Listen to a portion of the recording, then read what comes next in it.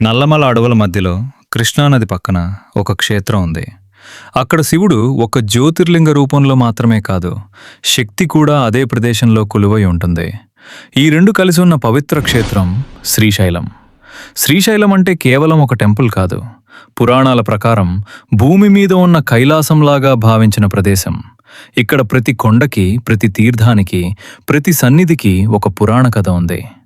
ఒక పక్క మల్లికార్జున స్వామి జ్యోతిర్లింగం, మరోపక్క భ్రమరాంబదేవి శక్తిపీఠం, మధ్యలో సాక్షి గణపతి, నంది, కుమారస్వామి లాంటి అనేక దివ్య సన్నిధులు. అందుకే శ్రీశైలాన్ని చూస్తే ఒక టెంపుల్ని చూసినట్టు కాదు, ఒక పురాణ ప్రపంచంలోకి వెళ్ళినట్టు అనిపిస్తుంది.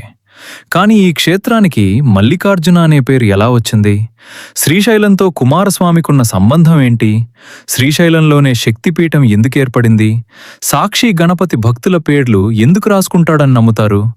ఈ వీడియోలో శ్రీశైలం వెనుక ఉన్న ఆ పురాణ కథలన్నీ, ఈ క్షేత్రం యొక్క రహస్యాలన్నీ తెలుసుకుందాం. ఇలాంటి పురాణ విశేషాలు, మన ఆలయాల రహస్యాల కోసం ఇప్పుడే మన ఛానల్ని సబ్స్క్రైబ్ చేసి బెల్ ఐకాన్ని ప్రెస్ చేయండి.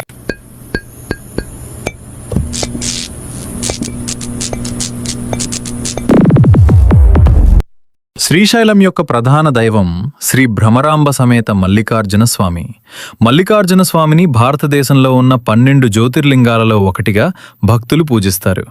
శ్రీశైలం దేవస్థానం ప్రకారం మల్లికార్జున జ్యోతిర్లింగం 12 జ్యోతిర్లింగాలలో 2వ స్థానంలో పరిగణించబడుతుంది.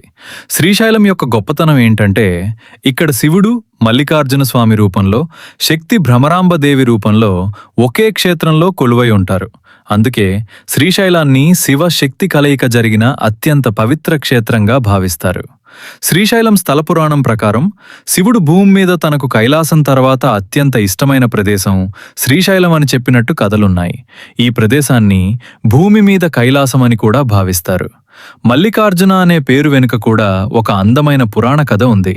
శ్రీశైల ఖండం ప్రకారం శివుడు ఒక అర్జున వృక్షంలో ప్రవేశించి దానిని మల్లిక అంటే మల్లి పువ్వుల తీగ చుట్టుకుని ఉన్న రూపంలో వెలిశాడు అని చెప్తారు. ఇంకో పురాణ కథ ప్రకారం చంద్రవతి అనే భక్తురాలు శివుడిని అత్యంత భక్తితో పూజించింది. ఆమె మల్లిక పువ్వులతో స్వామిని ఆరాధించింది. ఆమె భక్తికి ప్రసన్నుడైన శివుడు ఆ మల్లిక మాలను స్వీకరించాడు. అప్పట్నుంచి శివుడు ఇక్కడ మల్లికార్జున అనే పేరుతో ప్రసిద్ధి పొందాడని స్థల పురాణం చెప్తుంది. అంటే మల్లికార్జున అనే పేరు వెనక కూడా ఒక భక్తి, ఒక పుష్పం, ఒక దివ్య సంబంధం దాగుంది. శ్రీశైలం పురాణ కథల్లో కుమారస్వామికి కూడా ఒక ఇంట్రెస్టింగ్ కనెక్షన్ కనిపిస్తుంది. శివపార్వతులకు గణపతి, కుమారస్వామి ఇద్దరు కుమారులు. ఒక సమయంలో ఎవరు ముందుగా వివాహం చేసుకోవాలి అనే విషయంలో ఒక పరీక్ష పెట్టారని పురాణ కథ చెప్తుంది. ప్రపంచం మొత్తం చుట్టి తిరిగి ముందుగా వచ్చేవారికి వివాహం అని చెప్పగా, కుమారస్వామి తన మయూర వాహనంపై ప్రపంచాన్ని చుట్టి తిరగడానికి బయలుదేరాడు. గణపతి మాత్రం తన తల్లిదండ్రులైన శివపార్వతులను 3 సార్లు ప్రదక్షిణ చేసి నాకు మీరిద్దరే ప్రపంచం అని భావించాడు. గణపతి యొక్క భక్తిని మెచ్చుకున్న శివపార్వతులు అతనికి ముందుగా వివాహం జరిపించారని కథ. ఈ విషయం తెలుసుకున్న కుమారస్వామి బాధపడి కైలాసం విడిచి వెళ్లాడని, ఆయనను సమాధానపరచడానికి శివపార్వతులు వచ్చిన ప్రదేశాలతో శ్రీశైలం క్షేత్ర పురాణ కథలు సంబంధం కలిగి ఉన్నాయని చెప్తారు. కానీ శ్రీశైలంలో కుమారస్వామి సన్నిధి ఉండడం ఈ క్షేత్రంలో శివ కుటుంబ ఆరాధన యొక్క ప్రాముఖ్యతను చూపిస్తుంది. మెయిన్ టెంపుల్ కాంప్లెక్స్లో కుమారస్వామి సన్నిధి కూడా ఉంది. శ్రీశైలం యొక్క అత్యంత ప్రత్యేక గొప్పతనం ఇక్కడే మొదలవుతుంది. ఇది కేవలం జ్యోతిర్లింగ క్షేత్రం మాత్రమే కాదు, భ్రమరాంబదేవి రూపంలో శక్తిపీఠం కూడా. పురాణాల ప్రకారం దక్షుడు నిర్వహించిన యజ్ఞంలో సతీదేవి అవమానించబడిన తర్వాత ఆమె యజ్ఞ అగ్నిలో తన ప్రాణాలు త్యాగం చేసింది. సతీదేవి శరీరాన్ని భుజంపై వేసుకుని శివుడు తాండవం చేయడం ప్రారంభించాడు. లోకాన్ని రక్షించటానికి విష్ణువు తన సుదర్శన చక్రంతో సతీదేవి శరీరాన్ని అనేక భాగాలుగా చేశాడు. ఆ భాగాలు పడిన ప్రదేశాలు శక్తిపీఠాలుగా ప్రసిద్ధి చెందాయి. శ్రీశైలంలో భ్రమరాంబదేవిని మహాశక్తిపీఠాలలో ఒకటిగా పూజిస్తారు. శ్రీశైలం దేవస్థానం ప్రకారం భ్రమరాంబదేవి 18 మహాశక్తి పీఠాలలో 6వ శక్తిపీఠంగా పరిగణించబడుతుంది. అందుకే శ్రీశైలంలో శివుడి కోసం మల్లికార్జున స్వామి దర్శనం, శక్తి కోసం భ్రమరాంబదేవి దర్శనం 2 ఒకే క్షేత్రంలో లభిస్తాయి. ఇదే శ్రీశైలం యొక్క అతిపెద్ద ప్రత్యేకతలలో ఒకటి. భ్రమరాంబదేవి పేరు వెనుక కూడా ఒక పురాణ కథ ఉంది. అరుణాసుర అనే రాక్షసులు తన తపస్సుతో వరం పొంది దేవతలను ఇబ్బంది పెట్టాడని స్థల పురాణం చెబుతుంది. అతనిని సంహరించటానికి ఆదిశక్తి భ్రమర రూపం ధరించి అనేక భ్రమరాలను సృష్టించి అరుణాసురుడిని సంహరించిందని పురాణ కథ. భ్రమర అంటే తేనె తుమ్మెద. అందుకే దేవి భ్రమరాంబ అనే పేరుతో ప్రసిద్ధి చెందిందని భక్తుల నమ్మకం. శ్రీశైలంలో భ్రమరాంబదేవి సన్నిధి మల్లికార్జున స్వామి సన్నిధికి అత్యంత సమీపంలో ఉండడం శివశక్తి ఒకే క్షేత్రంలో కొలువై ఉన్న అనుభూతిని ఇస్తుంది. శ్రీశైలంకి వెళ్లిన భక్తులు చాలా మంది ముందుగా సాక్షి గణపతిని దర్శించుకుంటారు. మెయిన్ టెంపుల్కి రఫ్గా 2 కిలోమీటర్స్ ఈస్ట్లో సాక్షి గణపతి టెంపుల్ ఉంటుంది. సాక్షి అంటే సాక్ష్యం, ప్రూఫ్. భక్తుల నమ్మకం ప్రకారం శ్రీశైలంకి ఎవరు వచ్చారో సాక్షి గణపతి సాక్షిగా ఉంటాడని చెప్తారు. భక్తులు ఇక్కడ తమ గోత్రనామాన్ని చెప్పి స్వామిని దర్శించుకుంటారు. ఆయన విగ్రహం బ్లాక్ స్టోన్తో ఉంటుంది. ఆయన తొండం ఎడమవైపు తిరిగి భక్తుల పేర్లు రాస్తున్నట్టు కనిపించడం కూడా ఈ సన్నిధి యొక్క ప్రత్యేకత. ఇంకో ఇంట్రెస్టింగ్ పాయింట్ ఏంటంటే దేవస్థానం అధికారిక ఇన్ఫర్మేషన్ ప్రకారం ఇప్పుడు కనిపించే విగ్రహం కొన్ని దశాబ్దాల క్రితం ఇక్కడ ప్రతిష్ఠించబడింది. అంతకుముందు ఉన్న యాన్షియంట్ ఐడల్ ప్లేస్లో ఇది ప్రస్తుతం పూజలు అందుకుంటుంది. అంటే సాక్షి గణపతి అనే కాన్సెప్ట్ నువ్వు శ్రీశైలం వచ్చావని దేవుడికి సాక్ష్యం అనే భక్తి నమ్మకంతో ముడిపడి ఉంది.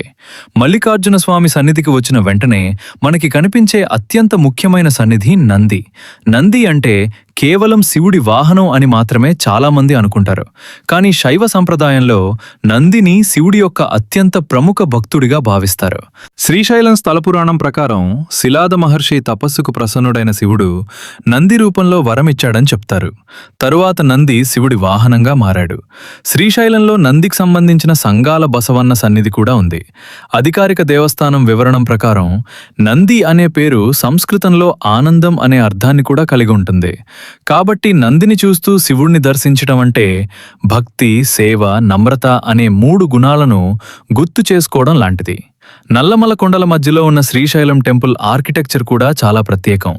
ఈ టెంపుల్ కాంప్లెక్స్లో మల్లికార్జున స్వామి, భ్రమరాంబదేవితో పాటు గణపతి, కుమారస్వామి, వీరభద్రస్వామి, వృద్ధ మల్లికార్జున, పాండవలింగాలు, సహస్రలింగాలు, ఉమామహేశ్వర స్వామి లాంటి అనేక సన్నిధులు ఉన్నాయి. టెంపుల్ ప్రాంగణంలో ఉన్న శిల్పకళ, మండపాలు, గోపురాలు అనేక రాజవంశాల చరిత్రని గుర్తు చేస్తాయి. స్థల పురాణం ప్రకారం శ్రీరాముడు శ్రీశైలంకి వచ్చినప్పుడు ఈ కొండపై ఉన్న ప్రదేశంలో శివుడి దర్శనం పొందాడని, ఆ ప్రదేశం శిఖరేశ్వరంగా ప్రసిద్ధి చెందిందని ఫోక్లోర్ ఉంది. అలాగే శ్రీశైలం గురించి కొన్ని పురాణ కథలు ఈ క్షేత్రం సత్యయుగం కంటే ముందు నుంచే పవిత్రమైన ప్రదేశమని చెప్తాయి. ఇప్పుడు శ్రీశైలంకి ఎలా రీచ్ అవ్వాలో సింపుల్గా చూద్దాం. శ్రీశైలం ఆంధ్రప్రదేశ్లోని నంద్యాల జిల్లాలో నల్లమల హిల్ రేంజ్ మధ్యలో ఉంది. రోడ్ జర్నీ ద్వారా శ్రీశైలంకి వెళ్లడం చాలా కామన్. హైదరాబాద్ నుంచి రోడ్ రూట్ ద్వారా శ్రీశైలంకి ట్రావెల్ చేయొచ్చు. నంద్యాల నుంచి కూడా రోడ్ కనెక్టివిటీ ఉంది. ఎయిర్ ట్రావెల్ ఎంచుకునే వాళ్ళకి నియరెస్ట్ మేజర్ ఎయిర్పోర్ట్ ఆప్షన్స్లో కర్నూలు జిల్లాలో ఉన్న ఓర్వకల్ ఎయిర్పోర్ట్ ఒకటి. నంద్యాల జిల్లా అధికారిక ఇన్ఫర్మేషన్ ప్రకారం ఓర్వకల్ ఎయిర్పోర్ట్ నంద్యాలకి అరౌండ్ 40 కిలోమీటర్స్ డిస్టెన్స్లో ఉంది.